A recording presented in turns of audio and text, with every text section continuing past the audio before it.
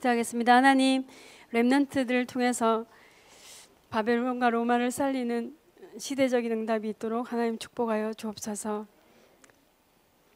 살아남는 렘넌트가 되어야 되지만 시대를 살리는 렘넌트가 되도록 축복하시며, 오늘 오후 시간 우리에게 하나님이 은혜로 임하시고 하나님이 능력으로 임하시며 우리에게 세상 살리고 시대 살리는 전도자로 일어나는 축복의 시간표 되도록 역사하여 주옵소서. 감사드리며 살아계신 주 예수 그리스도 이름으로 기도드립니다. 아멘. 너무 자주 보는 거 맞죠? 절대 불가능한 시대와 언약 전달자입니다.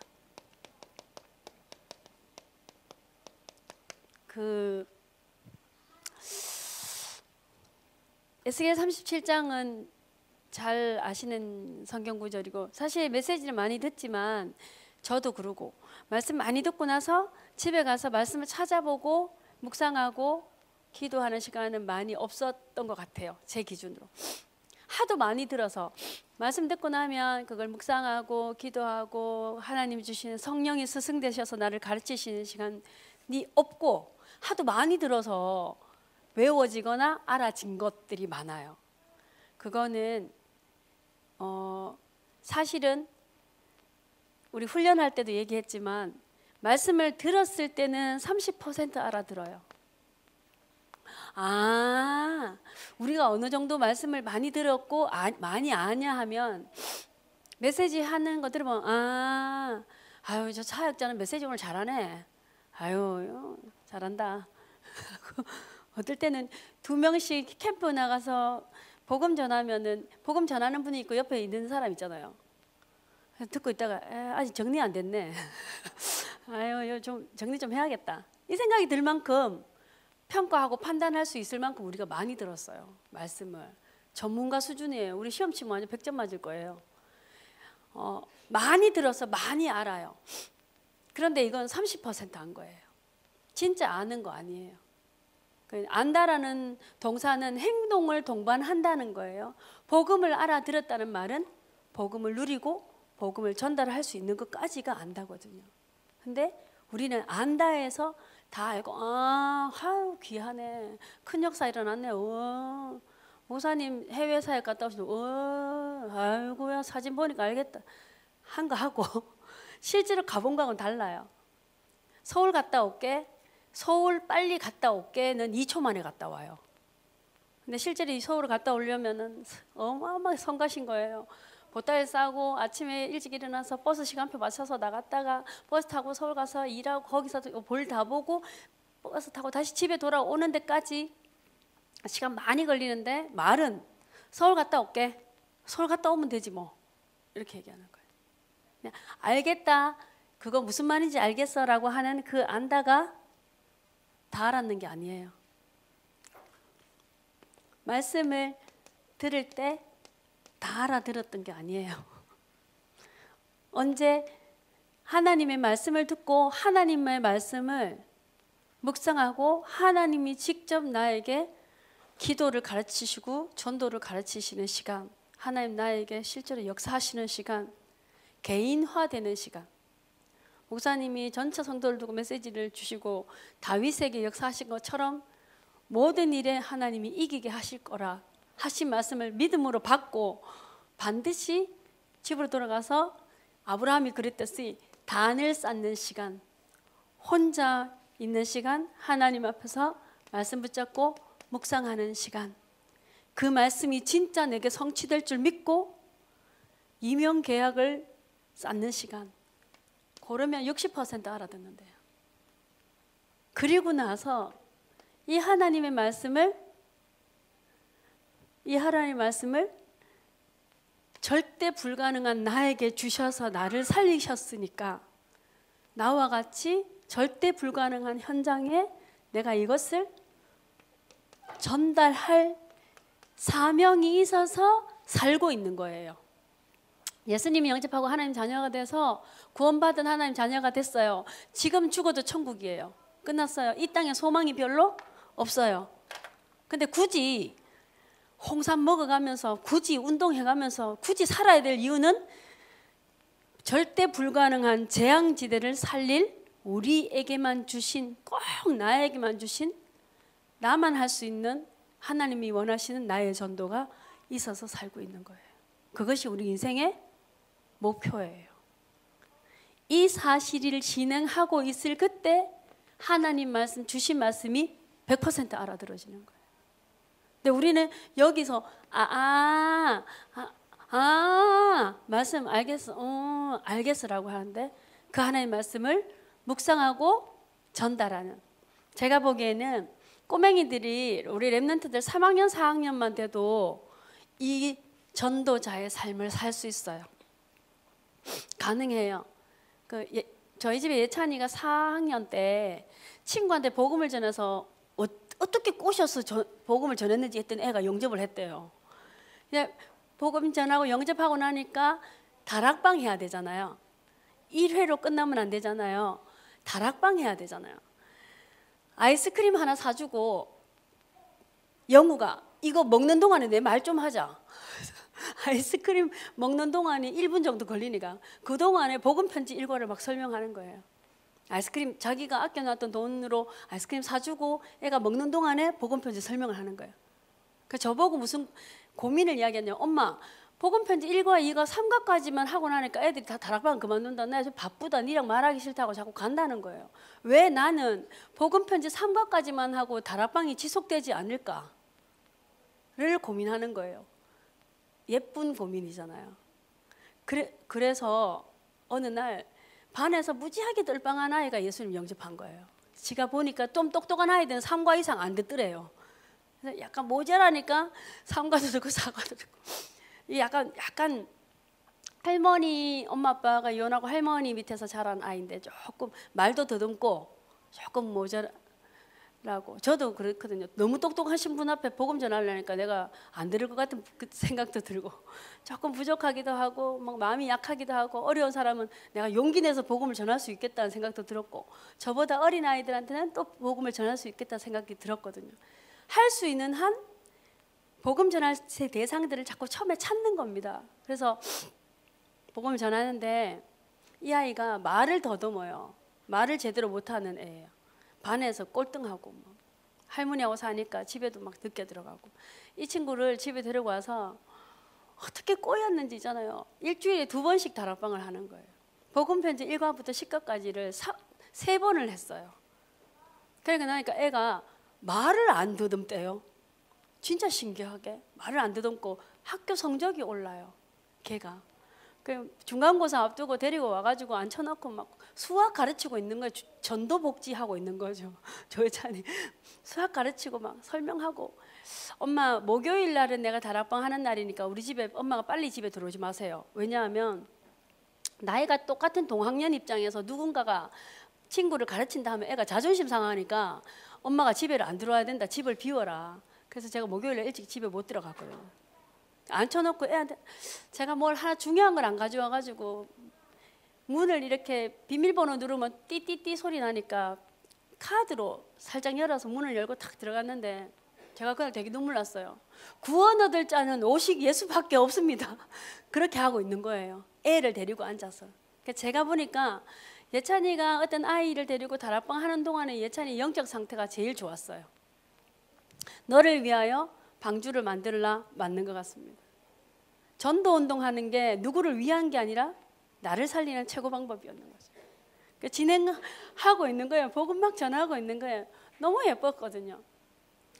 하나님이 우리에게, 하나님의 말씀이 임하시고 하나님의 말씀이 우리에게 임재하시면, 오늘 37장 1절에 여호와께서 권능으로 내게 임재하시고, 굳이 하나님이 나와 함께 하시면 되는데, 함께 하셔도 고맙고 구원이고 함께 하시면 모든 거 끝나는데 굳이 권능으로 임재하신 이유가,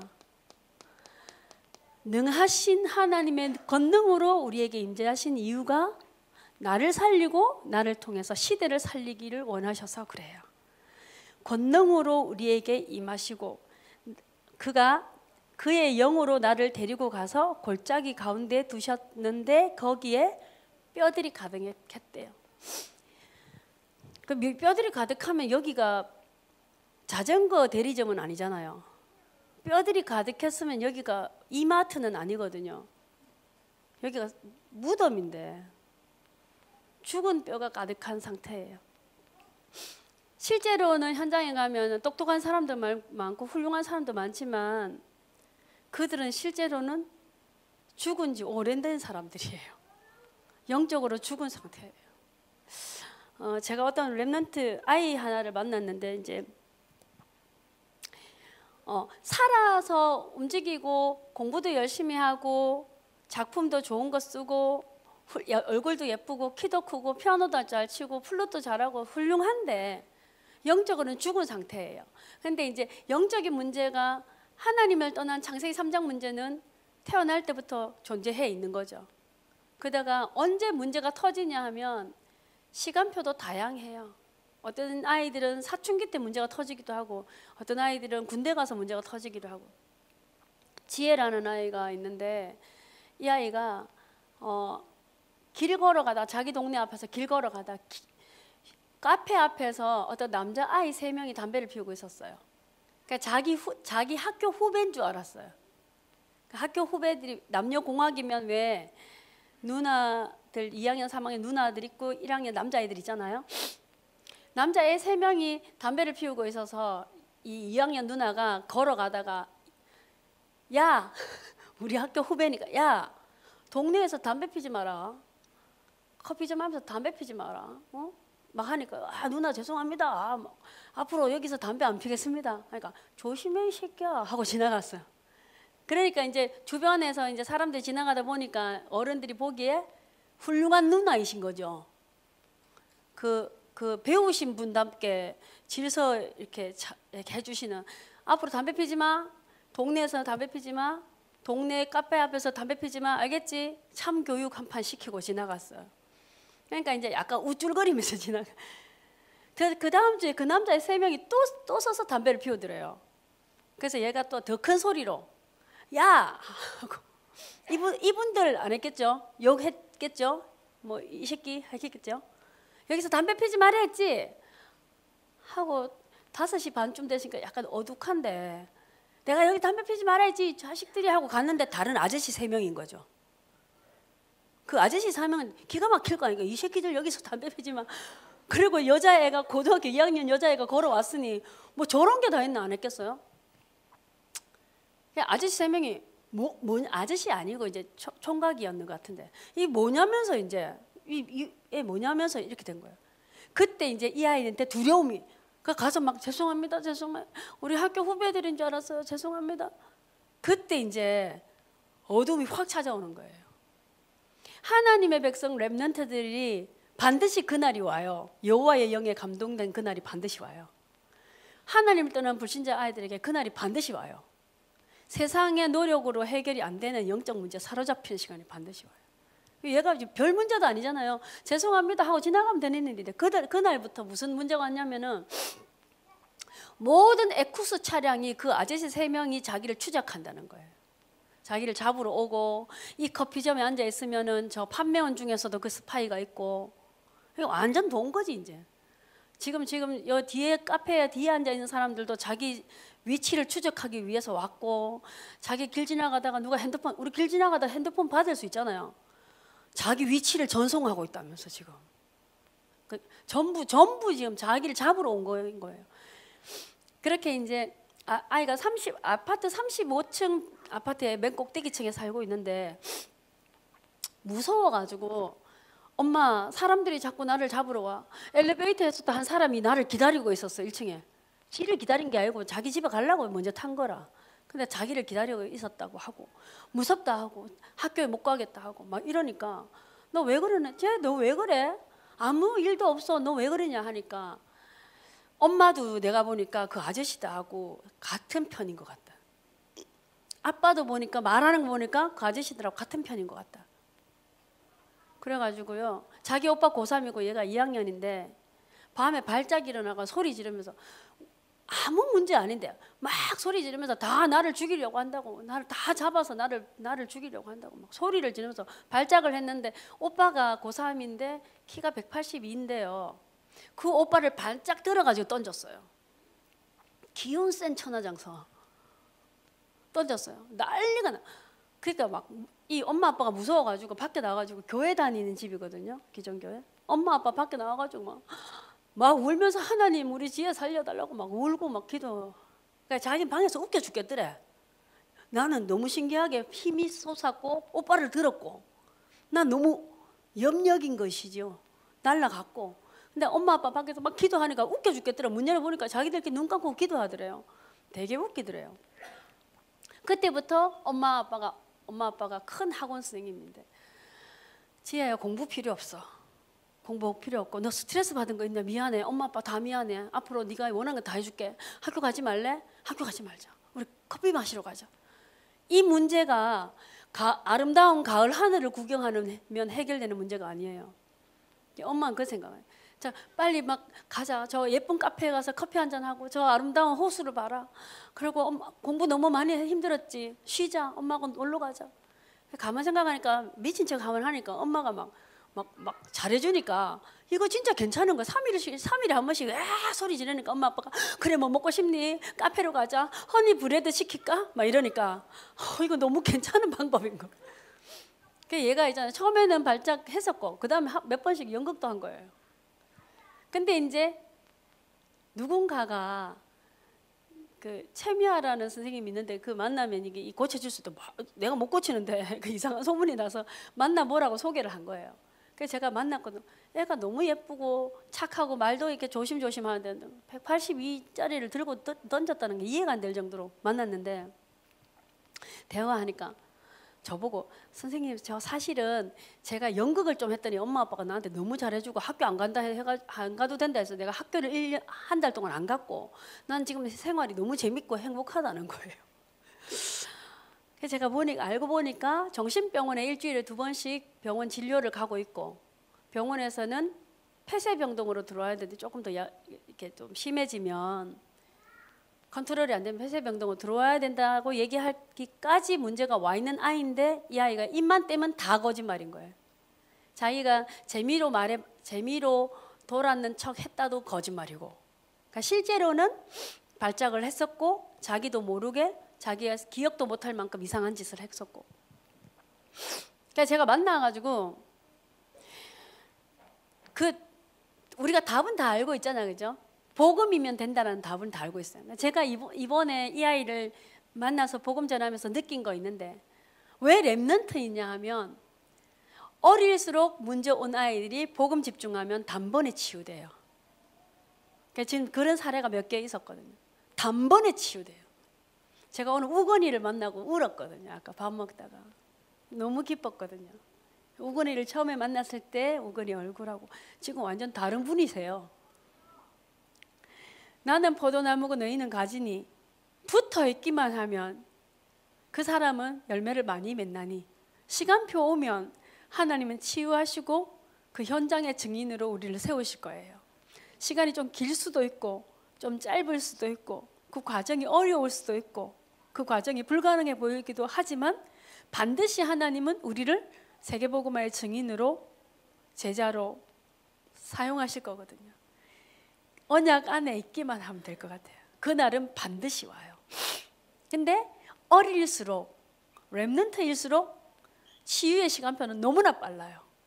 그래서 제가 이 친구 만나가지고 얘기 듣고 복음을 전했는데, 제가 복음을 전할 수 없을 정도로 이 친구 아는 게 많아요.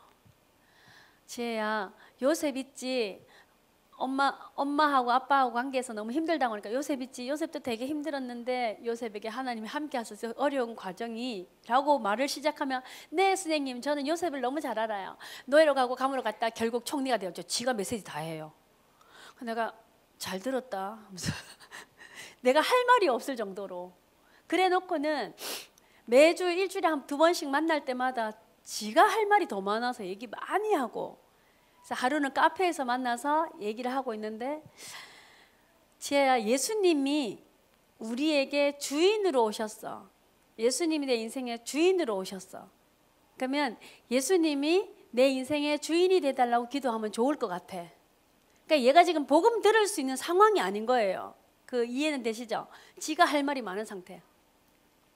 그래서 말하니까 나는 예수님이 왕이라고 생각하고 예수님이 좋으신 분이라 생각했지 주인이라고 생각 안 했는데 뭐 이러는 거예요. 예수님이 주인 되면 참 좋아. 예수님이 주인 되면 네 인생 문제를 예수님이 책임지셔. 더 이상 들을 마음이 없어서 집에 가자. 제가 만나고 메시지하고 차로 집에 데려다 주는 데잖아요. 저는 그 아이 발작하는 걸 못 봤단 말이에요. 말만 들었단 말이에요. 차를 딱 싣고 가는데 거기서 카페에서 집까지 차로 3분 거리예요.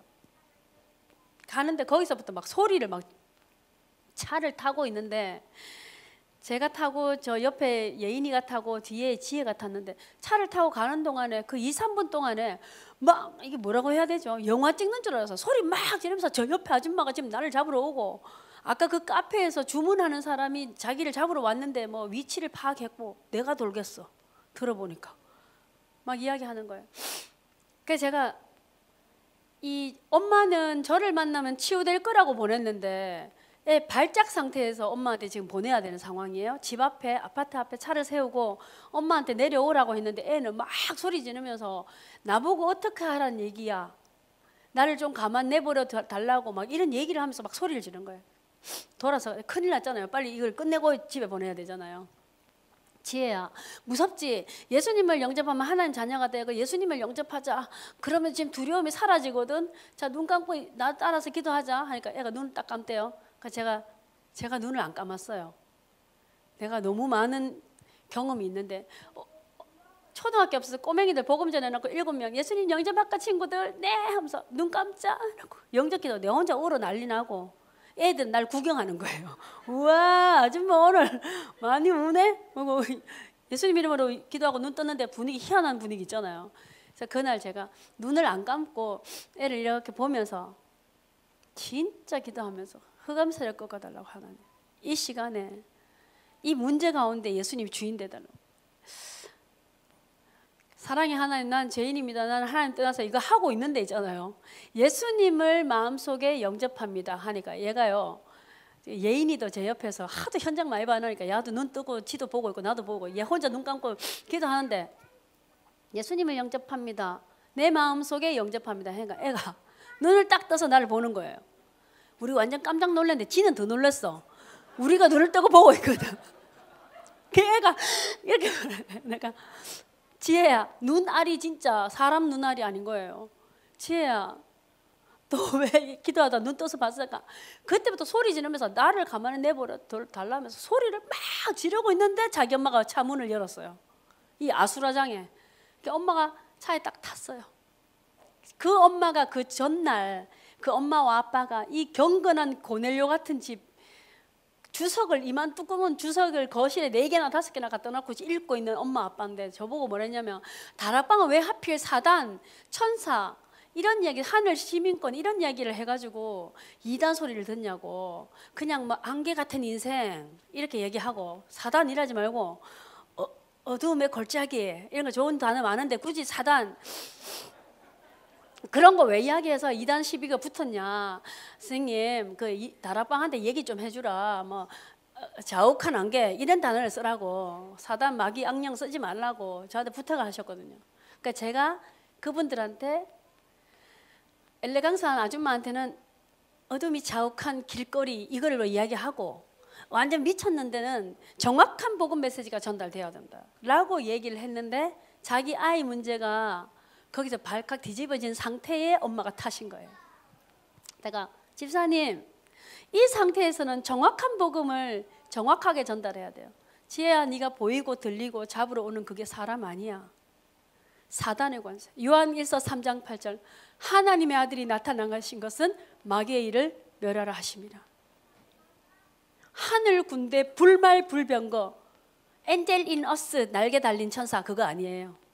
하늘 군대 불말 불병거 하늘에 하늘 군대를 동원하셔서 하나님의 자녀를 지키시는 제가 그러는 거예요. 너 아까 왜 웃었어? 왜 눈 뜨고 봤냐 하니까 기도하는데 귀에서 오토바이 소리 빠라바라 달려 오빠 달려 계속 소리 나더라는 거예요. 그때 이제 너무 안타까운 마음에 엄마도 울고 지혜도 울고 예인이도 울고 저도 울고 진짜 이 복음 붙잡아 지혜야. 밖에 우박이 떨어지고 쓰나미가 오고 태풍이 치면 도망가서 안전한 데로 숨어야 되잖아. 참 피할 바위가 되신 예수 그리스도. 네가 이 인생 문제를 건지실 분 예수님밖에 없어. 예수님 이름 붙잡자. 하나님의 자녀가 되자. 네 죽을 때까지 미쳐가지고 네 폐쇄병동 들어갈래. 지금 이 시간에 복음을 알아들으면 미래의 재앙을 막는 시간입니다. 이 아이가 지금 알아들으면 정신병원 가야 되고 자살해야 되고 여러 가지 올 문제를 지금 막는 방법이 복음이에요. 그러니까 지혜가 예수님 영접하는 기도하는데 지혜 엄마도 지혜도 예인이도 저도 막 팡팡 울면서 차 안에서 있잖아요. 예수님 영접하는 기도를 했어요. 그리고 지혜 예수님 어딨냐 하니까 지혜야 오토바이 소리를 들으면서 내 소리 들어. 자갈 소리 들으면서 내 말 집중할 수 있겠나? 우리 말씀 들을 때 수많은 소리들이 들리죠. 그 가운데 말씀에 집중할 수 있겠습니까? 수많은 세상 사람들의 이론이 있습니다. 하나님께 집중할 수 있겠습니까? 할 수 있거든요. 그 오토바이 소리 들리지 그거 안 들리게 해주세요 말고 들리는데도 불구하고 말씀에 집중할 수 있으면 됩니다. 지혜 집중. 예수님이 영접하는 기도했어요. 그날로 지혜에게 그 전에 들리고 보이던 거 싹 다 끊어졌거든요. 그날 예수 영접하는 순간 그때부터 매일 하나님 말씀을 기록하고 말씀 외우고 지금 4개월 지났거든요. 완전 정상됐어요. 언제 그런 일이 있었나 할 만큼 학교 갔는데 선생님이 다른 아이가 왔는 것 같다 했거든요.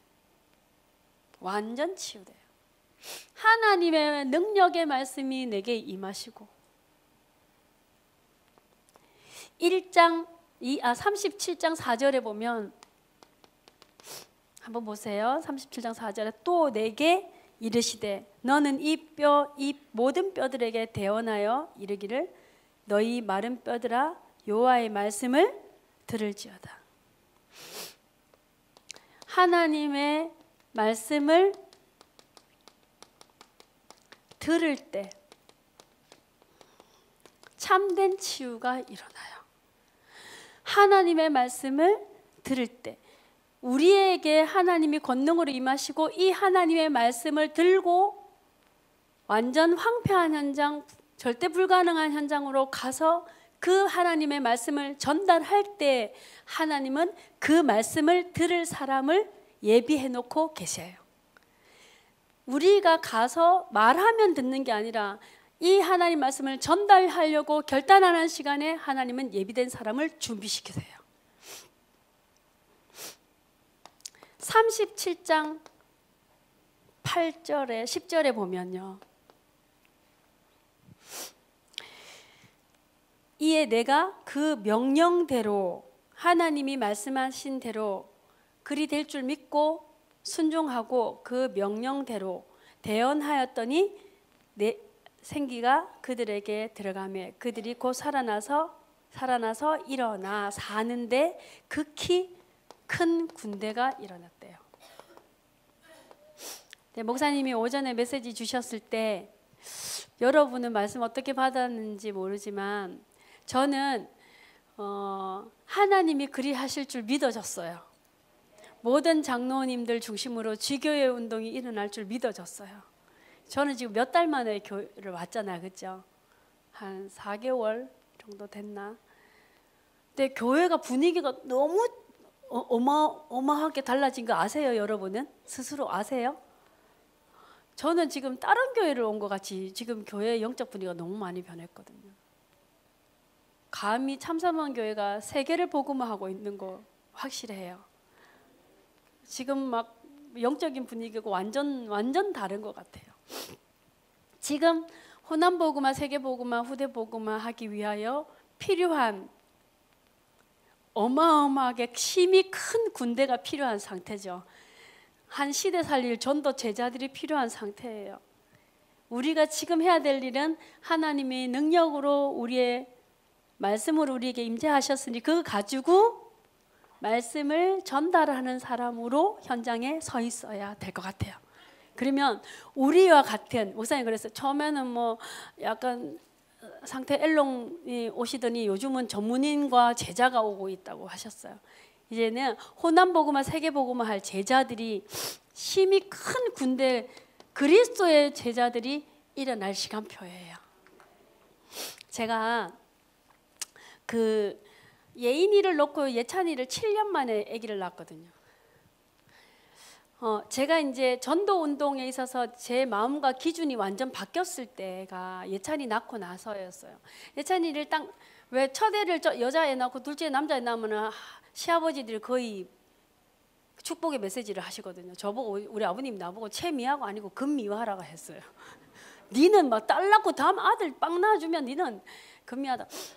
아기를 낳았는데 그 강단 메시지가 식주인 가이오였어요. 그러니까 제가 목사님한테 막 까불면서 내가 돈 잘 버는 놈으로 한 방 낳아오겠다면서 기대하시라면서 가서 애를 낳았는데 13일 만에 예찬이가 숨을 못 쉬는 거예요. 지금 멀쩡하게 생겼잖아요. 근데 이제 숨을 못 쉬고 그 우유를 먹는데 그 왜 물에 빠진 애들을 왜 깔딱거리는 거 있잖아요. 살에 걸린 것처럼 이렇게 먹는 거예요. 얘는 성격이 급하시나 왜 이렇게 우유를 먹지 했는데 자꾸 이렇게 우유를 흘리고 깔딱깔딱거리고 막 이러는 거예요. 그래서 좀 이상하다 했는데 고3이 있을 법한 다크서클이 13일 된 분이 여기 새카맣게 있는 거예요. 그래서 내가 간호사들한테 애가 이게 얼굴이 안색이 이상하다라고 하니까 너무 엄마 없을 때 너무 잘 잔다는 거라. 산후조리원에 있었는데 너무 잘 자니까 아무 문제 없다는 거라. 엄마 모으니까 애가 좀 그렇다는 거예요.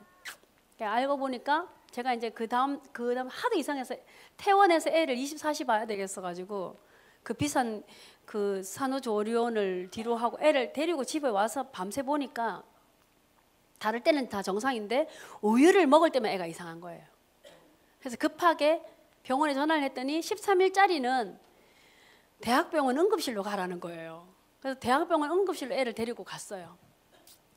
근데 가니까 제일 먼저 링거를 꽂아요. 그러니까 조영제 실험이라고 그 왜 우유를 먹을 때 이상한 반응을 보이는지 그래가지고 쭈쭈병에다가 섞고 무슨 하얀 페인트 같은 거 그걸 먹여요. 그러면 우유가 이제 넘어가는 게 보이는데 조예찬은 우유가 식도를 통해서 위로 안 가고 기도를 통해서 폐에 우유가 다 들어가 있는 거예요. 그러니까 이럴 경우에는 머리가 바보라서 딸그닥 이 식도와 기도 사이에 이 문이 우리가 이렇게 심하게 급하게 먹으면 물이 이렇게 그렇게 살에 걸려서 컬럭컬럭 하듯이 그 딸그닥 뚜껑을 제대로 못하는 바보이거나 식도와 기도 사이에 구멍이 있어서 우유가 그렇게 튀어 들어갔거나 둘 중에 하나라고 하는 거예요.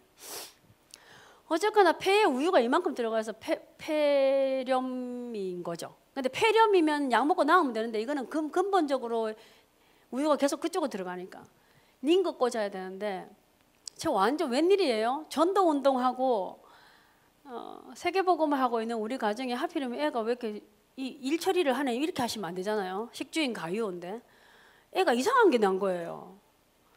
그래가지고 교회 발탁 뒤집어지고 집중기도하고 난리가 났는데 애 병원에 링거 꽂으러 아기가 들어가고 이제 13일짜리 이제 이거 링거 꽂으러 들어가고 저랑 조장로님 둘이 이제 이게 무슨 일이냐 그런 경험 있으세요? 아무 생각이 진짜 없어요. 앞에 서 있는데 간호사가 저희 가서 링거를 꽂고 나면 플라스틱 판 이걸 고정할 수 있는 판하고 고무줄을 사오라는 거예요.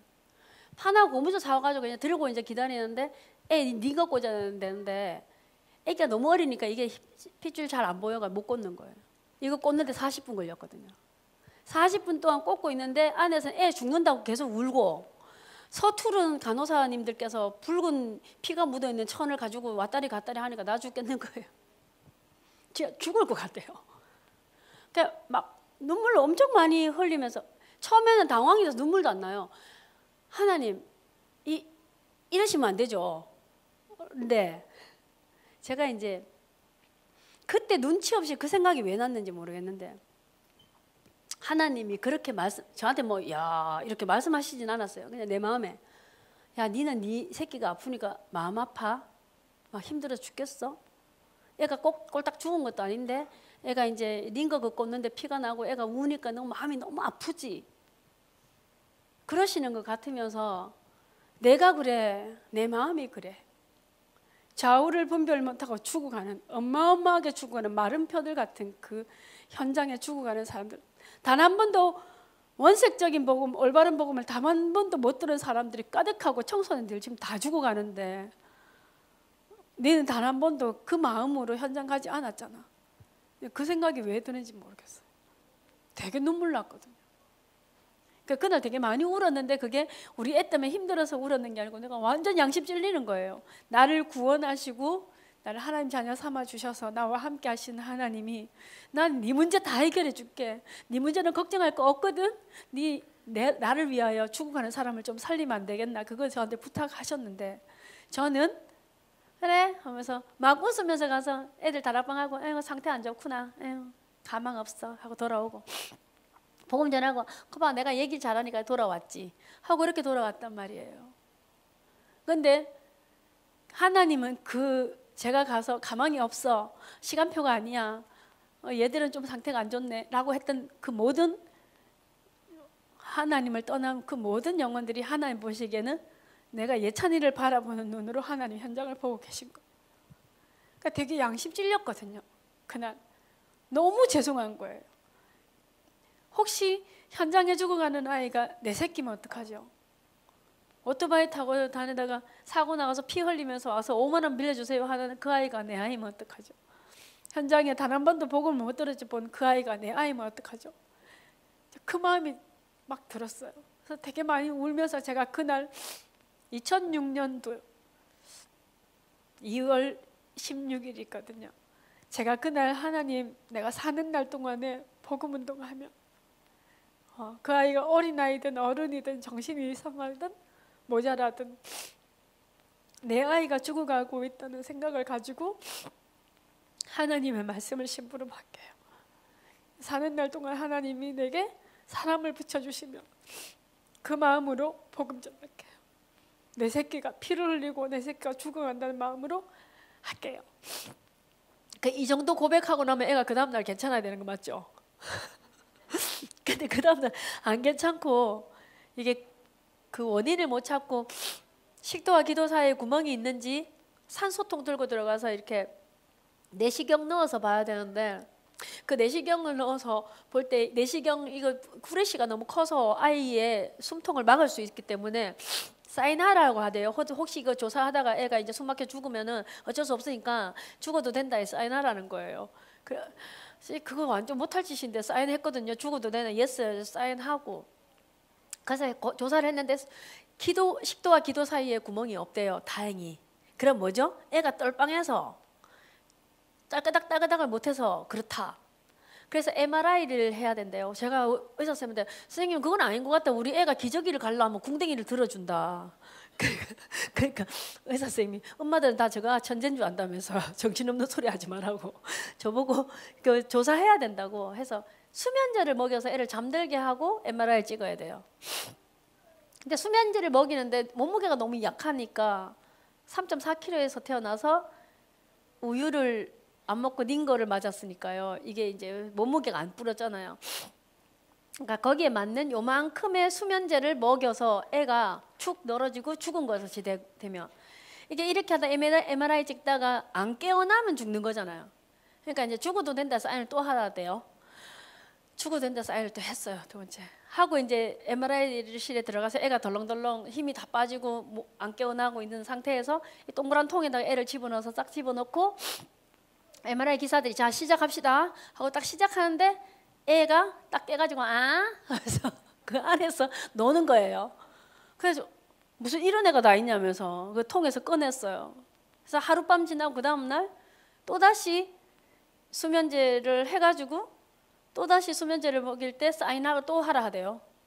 또 사인했거든요. 또 먹여가지고 잠이 완전 어제보다 약간 위험한데 약간 더 수면제를 많이 써서 강하게 해서 잠재워서 넣었는데 또 조사하려 하니까 또 애가 일어나서 또 노는 거예요. 그 다음날 나는 막 미치겠는 거예요. 애가 뭐 실험용 생지도 아니고 지금 이거 뭐 하는지. 그 다음날 또 조금 더 용량을 높여서 위험해 죽겠는데 또다시 애를 재워서 넣었는데 이분이 무슨 사명을 띠고 또 깨가지고 또 그 안에서 노는 거예요. 그러니까 뭐 의사들이 기가 막힌 거예요. 이거 얘 왜 자꾸 깨냐고. 제가 3번 그러니까 총 4번 사인했죠. 죽어도 된다고. 그래서 제가 3세판이다. 하늘의 뜻이 아니다. 하지 말자. 하지 말자. 이게 지금 생지도 아니고 나는 안 했으면 좋겠다. 그러니까 병원에서 할 수 있는 게 아무것도 없는 거예요. 할 수 있는 거는 그 빨대 긴 거 같은 거 있잖아요. 그거를 말랑말랑한 거를 여기다 넣어가지고 식도로 이게 줄이 이만큼 들어가게 하고 여기다 테이프 붙여가지고 줄이 나와 있는 데다가 주사기 반을 빼고 여기다 끼워서 그 주사기 통에다가 우유를 넣으면 이게 중력에 의해서 우유가 들어가요. 그 우유를 그렇게 먹였거든요. 우유를 그렇게 먹일 수 있으니까 닌 거 빼도 되죠. 그러니까 이제 중환자인 거지. 줄 달고 지금 있고. 근데 원인을 못 찾아서 병원에 입원해 있었거든요. 근데 그때 창조주 나의 하나님 찬양 혹시 아세요?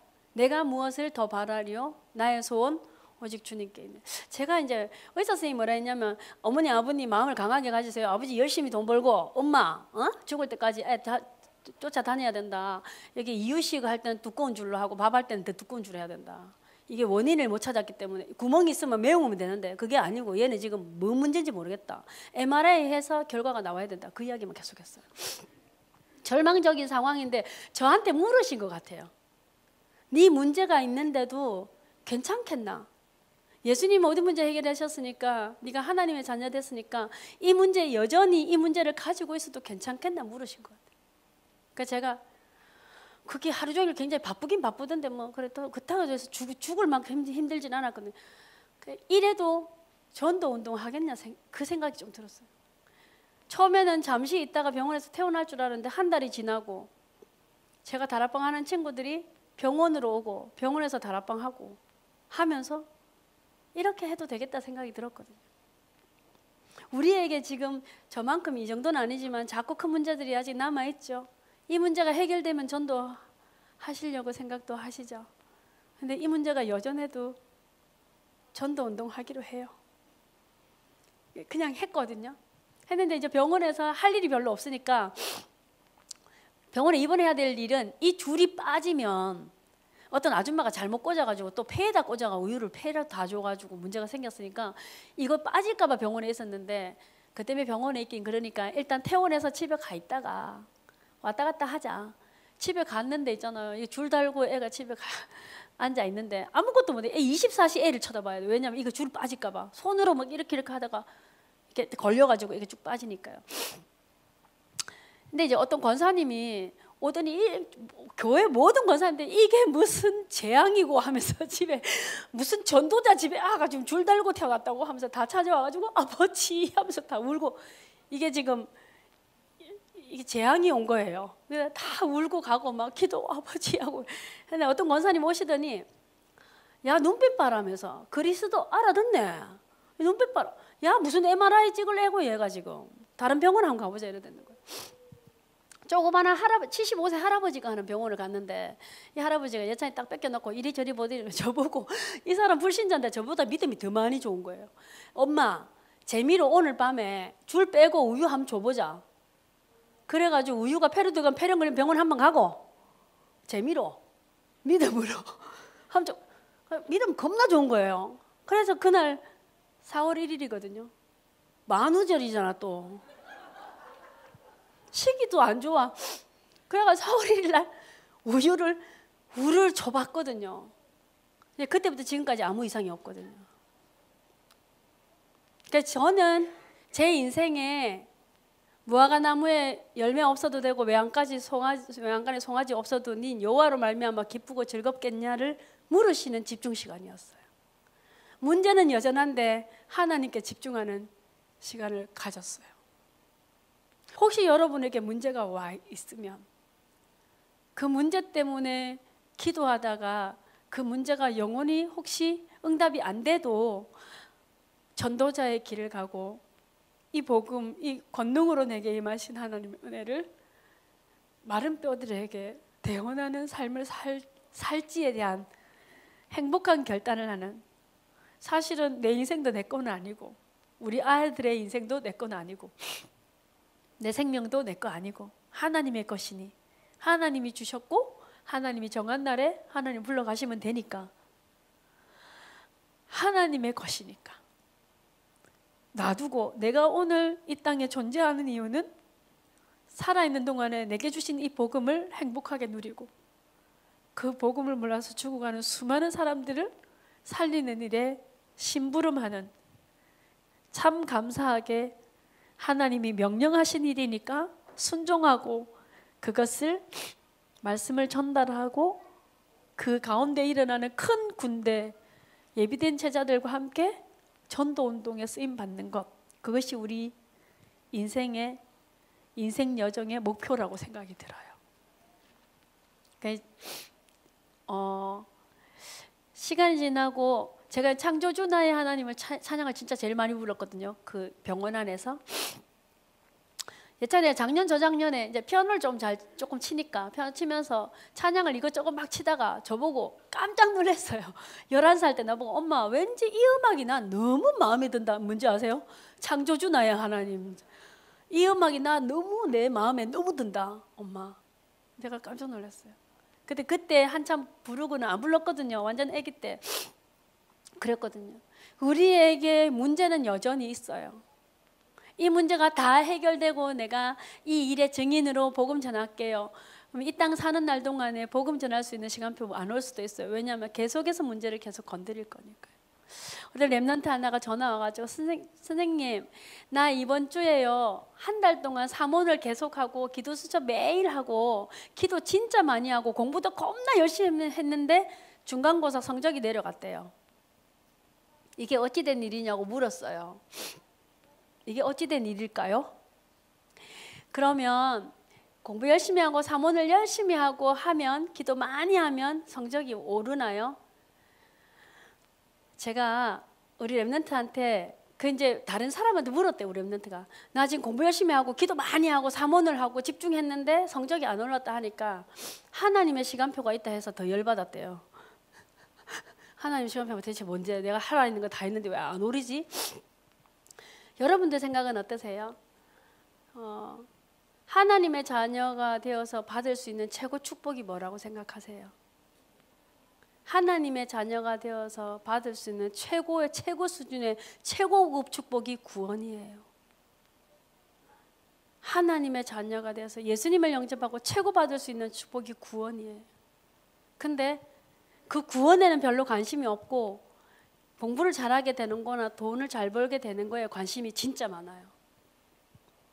그래서 우리 랩런트한테 그래 미안한데 그 공부를 잘한 거는 학원 가서 해결해야 돼. 그 돈을 잘 벌려면 열심히 일을 해야 되고 안 아프려면 병원 진료 열심히 받아야 돼. 예수님을 영접하면 구원받아 하나님의 자녀가 돼. 물론 골로새서 2장 3절에 그 안에는 지혜와 지식의 모든 보화가 감춰져 있습니다. 그 안에는 건축하지 않은 아름다운 건물에서 살게 되는 축복도 있고 심지 않은 포도나무 열매를 먹는 축복도 있어요. 그러나 우리의 목표가 따라오는 축복에 눈이 가 있으면 안 될 것 같아요. 하나님의 자녀가 된 우리에게 최고 축복은 영혼 구원이에요. 그거에 대한 참 감사와 감격.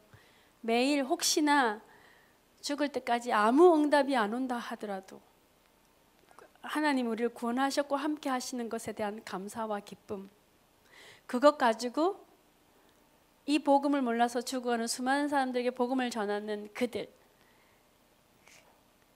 우리에게 하나님은 하는 일마다 모든 일에 이기게 하시는 그 이기는 일이 눈에 보이는 싸움이 아닌 눈에 보이지 않는 영적 싸움에 승리하고 그 결과로 다른 것이 되어지는 응답, 그 축복 속에 우리가 있을 것 같아요.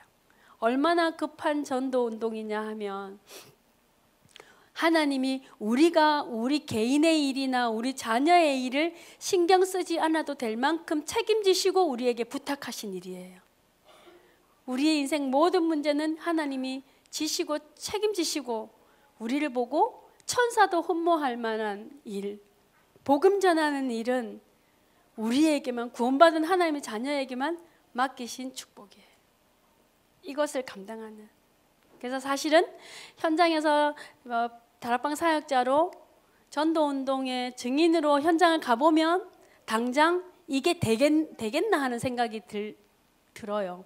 한 사람을 만나 사역하다 보면 불가능할 것 같은 현장이 너무너무 많아요.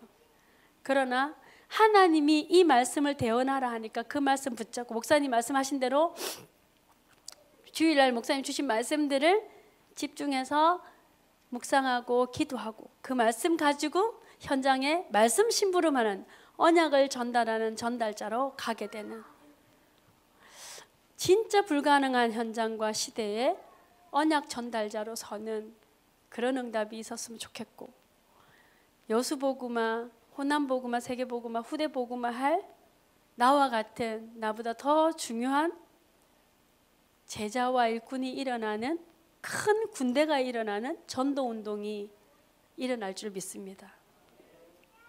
우리 각 개인에게 하나님이 주신, 우리 각 개인에게 주신 여러 가지 문제들은 오히려 그 문제를 당한 사람에게 복음을 전할 수 있는 증인으로 우리를 먼저 부르셨다는 걸 알고, 우리의 문제가 오히려 나의 전도임을 알고 그 문제에 붙들려 앉아 있는 것이 아니라 그 문제에 있음에도 불구하고 그거 가지고 들고 현장 가는 전도자의 삶이 시작됐으면 좋겠고, 하나님께 들은 말씀이 묵상하고 전달할 때 어떤 말씀인지 더 이해되고 더 성취되는 것을 볼 수 있으니까 하나님 말씀 들고 행복한 마음으로 현장 가는 그 전도자의 인생이 새롭게 시작됐으면 좋겠습니다. 여수에 있는 사람들이 단 한 명도 복음 듣지 못한 사람이 없도록. 여수는 아름다운 도시인데 여기서 살다가 평생 살다가 죽었는데 복음을 한 번도 못 들었다. 슬픈 이야기거든요. 단 한 명도 복음을 못 들은 사람이 없도록 우리가 모든 사람이 다 듣게 되는 복음 운동 시작했으면 좋겠습니다. 우리가 한 1분 동안 기도할까요? 하나님, 우리에게 있는 문제를 넘어 하나님의 소원인 전도운동 마음에 담게 해주시고, 우리에게 와 있는 이 문제에 증거 주셔서 이 문제를 당한 사람에게 증인으로 가게 해주시고,